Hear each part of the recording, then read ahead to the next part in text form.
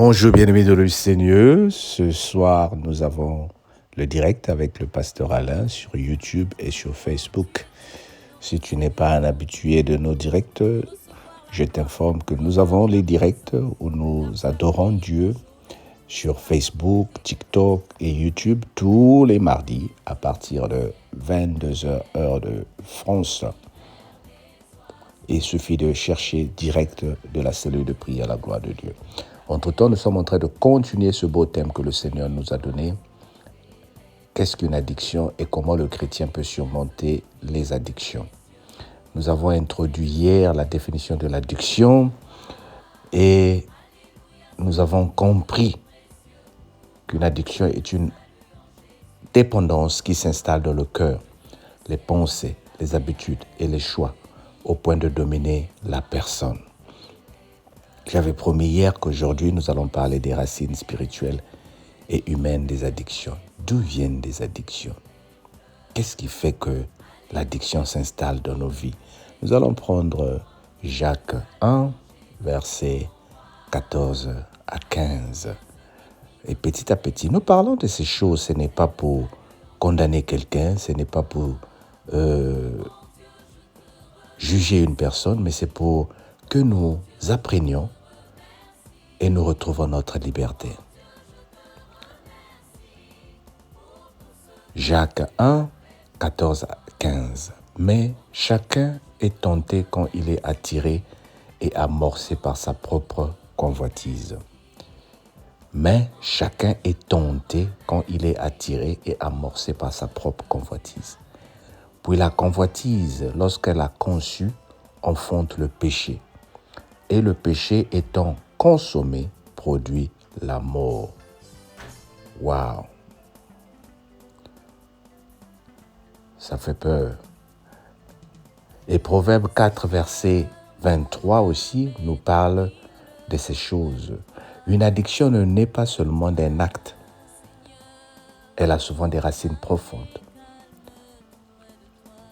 Il peut s'agir d'une blessure intérieure, d'un vide affectif, de solitude, de stress, de frustration, d'un traumatisme, d'un manque de pardon ou d'un désir charnel nourri depuis longtemps. Et souvent, la solitude, manque d'affection, où on n'a plus, comme je dis toujours, l'oisiveté, où on a toujours cette pensée que personne ne nous aime, où nous nous isolons dans certaines habitudes, nous nous consolons nous-mêmes. Nous pensons qu'il faut faire quelque chose qui peut me conforter. Personne ne m'aime.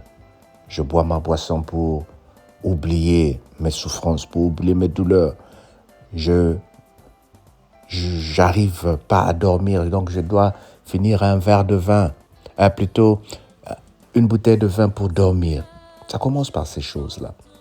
Jacques explique que chacun est tenté lorsqu'il est attiré et amorcé par sa propre convoitise. Quand tu regardes bien, c'est notre convoitise. Nous voulons ressembler aux autres, nous voulons être comme les autres. Nous voulons que les gens nous aiment.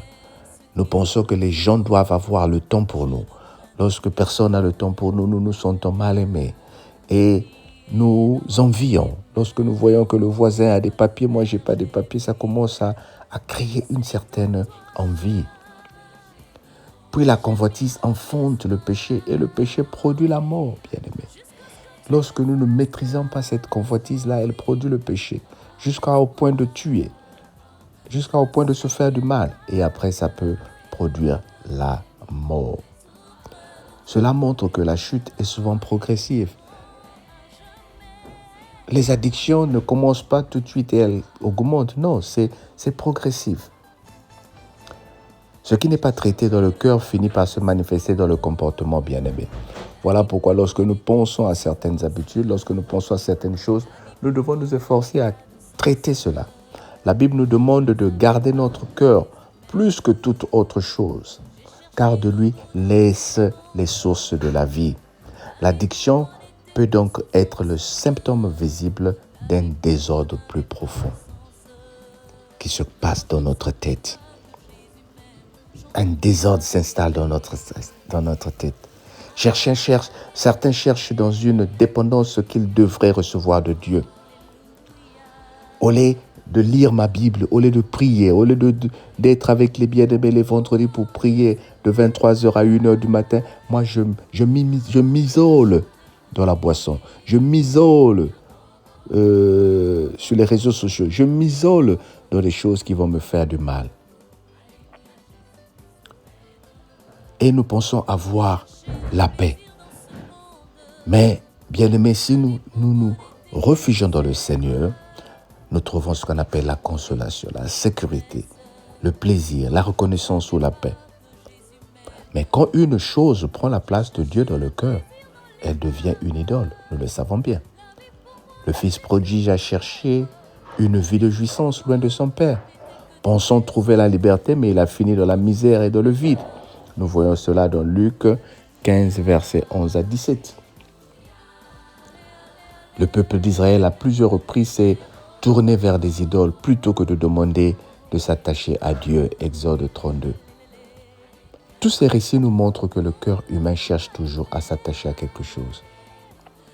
Si ce n'est pas à Dieu, ce serait autre chose. Et comme nous venons de dire, cette parole ce matin nous enseigne 4 choses. Toute addiction a souvent une cause. La première.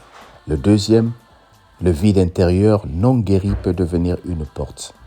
La troisième, une dépendance peut devenir une idole. Et la quatrième, Dieu veut guérir non seulement l'acte, mais aussi la racine. Alors, qu'est-ce qu'il faut faire? Nous devons identifier honnêtement les blessures. Qu'est-ce qui te blesse? Qu'est-ce qui te donne cet sentiment d'être abandonné? Qu'est-ce qui te donne ce sentiment que personne ne t'aime? Qu'est-ce qui te donne ce sentiment que tu ne vaux rien? Les habitudes, les fréquentations ou les circonstances qui nourrissent la dépendance. Et nous devons nous mettre à la prière. Nous devons nous mettre à la prière. Tu dois prier, tu dois dire, Père, sonde mon cœur, révèle-moi les racines cachées de mes combats. Là où il y a une blessure, apporte la guérison. Là où il y a une idole, reprends ta place dans ma vie, Seigneur. Au nom de Jésus. Est-ce qu'il y a quelque chose qui a pris la place du Seigneur dans ta vie? Qu'est-ce qui t'empêche de prier? Qu'est-ce qui t'empêche d'être indépendant? Qu'est-ce qui est en train de te dominer? Mais je viens te dire ce matin, le Seigneur peut te libérer. Le Seigneur peut te libérer. Éloigne-toi de cette addiction-là. Éloigne-toi de l'esprit d'être isolé. Éloigne-toi d'être isolé. On ne te demande pas de te lier avec tout le monde, mais cherche une habitude où tu vas retrouver les chrétiens, où tu vas partager l'habitude de la parole de Dieu à l'église, dans les cellules. Cherche des gens qui sont positifs et que le Seigneur te bénisse au nom de Jésus. Amen. Sois béni et passe une très bonne journée. N'oublie pas, ce soir, nous sommes ensemble pour la prière. Bye bye.